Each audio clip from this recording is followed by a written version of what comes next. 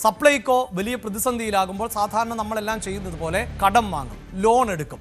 അങ്ങനെ ലോൺ എടുക്കുന്നത് ബാങ്കുകളിൽ നിന്നാണ്. ഇനി ആ ബാങ്കുകളുമായി ബന്ധപ്പെട്ട അങ്ങേയറ്റം ഞെട്ടിക്കുന്ന കണക്കുണ്ട്. ആ കണക്ക് ഇങ്ങനെയാണ്: കേരള ബാങ്കിന് പലിശ ഇനത്തിൽ മാത്രം സപ്ലൈകോ നൽകാനുള്ളത് 175 കോടി രൂപയാണ്. പ്രേക്ഷകർ ഓർക്കുക, ഇത് മുതലല്ല, പലപ്പോഴായി വാങ്ങിയതിൻ്റെ പലിശ എന്ന നിലയിൽ കൊടുക്കാനുള്ളത് 175 കോടി രൂപ എന്ന വിവരാവകാശ വിവരപ്രകാരം ലഭിക്കുന്ന കണക്കുകളിൽ സംസ്ഥാന സർക്കാർ തന്നെയാണ് വിശദീകരിക്കുന്നത്. സ്റ്റേറ്റ് ബാങ്ക് ഓഫ് ഇന്ത്യക്ക് 1000 കോടി രൂപ നൽകേണ്ടതുണ്ട്. കാനറ ബാങ്കിന് 1000 കോടി രൂപ സപ്ലൈകോ നൽകാനുണ്ട്. ഫെഡറൽ ബാങ്കിന് 490 കോടി രൂപ നൽകാനുണ്ട് എന്നതാണ് ഇപ്പോഴത്തെ സാഹചര്യം. ഇനി PRS ലോൺ ഇനത്തിൽ കേരള ബാങ്കിന് 2021-22 കാലഘട്ടത്തിൽ മാത്രം 379 കോടി, കേരള ബാങ്കിന് 2022-23 കാലഘട്ടത്തിൽ 200 കോടി, state bank of India consortium എന്ന നിലയിൽ 480, കാനറ ബാങ്കിന് 620. ഇതെല്ലാം കോടിയിലാണ് ഈ കണക്കുകൾ.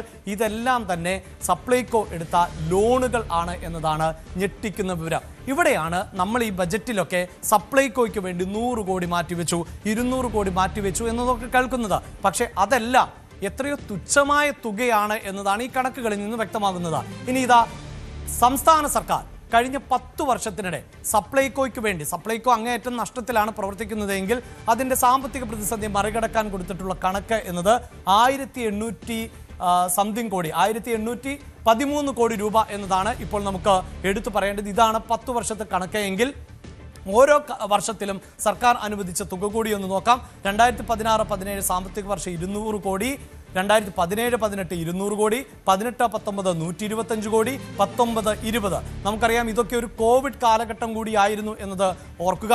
എന്നാൽ കോവിഡിന് ശേഷമുണ്ടായ 21-ൽ സർക്കാർ 5 പൈസ പോലും സപ്ലൈകോയ്ക്ക് വേണ്ടി നൽകിയില്ല. 21-22 കോവിഡിനെ മറികടന്ന സമയമാണ്, 75 കോടി. 22-23 കാലഘട്ടത്തിൽ ഒന്നും നൽകിയില്ല. 2023-24 357 കോടി, 2024-25 455 കോടി, 2025-26 347 കോടി. ഇതാണ് സംസ്ഥാന സർക്കാർ സപ്ലൈകോയ്ക്ക് വേണ്ടി നീക്കിവെച്ചത്. അപ്പോഴും ബാധ്യത 4000 കോടിയിൽ നിൽക്കുന്നു. ഈ 4000 കോടി രൂപയുടെ ബാധ്യതയിൽ നിന്നുകൊണ്ട് വേണം ഈ ഓണ വിപണിയെ സപ്ലൈകോ നേരിടാൻ എന്നതാണ് അങ്ങേയറ്റം ഗൗരവതരം.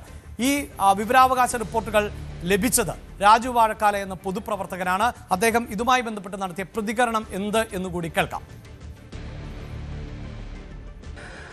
സംസ്ഥാനത്തെ പൊതുവിതരണ ശൃംഖലയായ സപ്ലൈകോയിൽ വളരെ ഗുരുതരമായ സാമ്പത്തിക പ്രതിസന്ധിയിലെന്ന് സപ്ലൈകോ തന്നെ നൽകിയിരിക്കുന്ന ഈ വിവരാവകാശ അപേക്ഷയ്ക്കുള്ള മറുപടിയിൽ വ്യക്തമായിരിക്കുന്നു.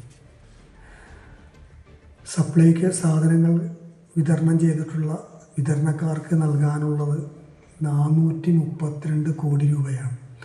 അതോടൊപ്പം സപ്ലൈകോ വിവിധ ധനകാര്യ സ്ഥാപനങ്ങളിൽ നിന്നും കടമെടുത്തിട്ടുള്ളതും ലോൺ എടുത്തിട്ടുള്ളതുമായി 4169 കോടി രൂപയും.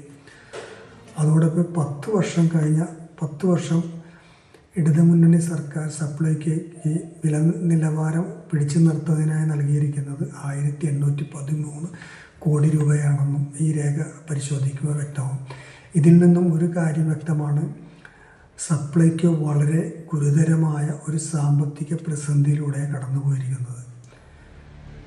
പുതിയ സർക്കാർ സപ്ലൈകോയ്ക്ക് വലിയൊരു തുക കൊടുത്ത് സാമ്പത്തികമായി സഹായിച്ചില്ലെങ്കിൽ ആയിരക്കണക്കിന് ജീവനക്കാരുള്ള സപ്ലൈകോ തകരുന്ന ഒരവസ്ഥയിലേക്ക് കാര്യങ്ങൾ പോകും. അതോടൊപ്പം തന്നെ കൃഷി വകുപ്പും മറ്റു അനുബന്ധ വകുപ്പുകളും സംസ്ഥാനത്ത് ഉൽപ്പാദന മേഖലയിൽ കൂടുതൽ ഉൽപ്പന്നങ്ങൾ ഉൽപ്പാദിപ്പിക്കുകയും അതുവഴി സപ്ലൈകോ വഴി വിതരണം ചെയ്തില്ലെങ്കിൽ സപ്ലൈകോ പൂട്ടിപ്പോകുന്നൊരു കാര്യം വിദൂരമല്ല.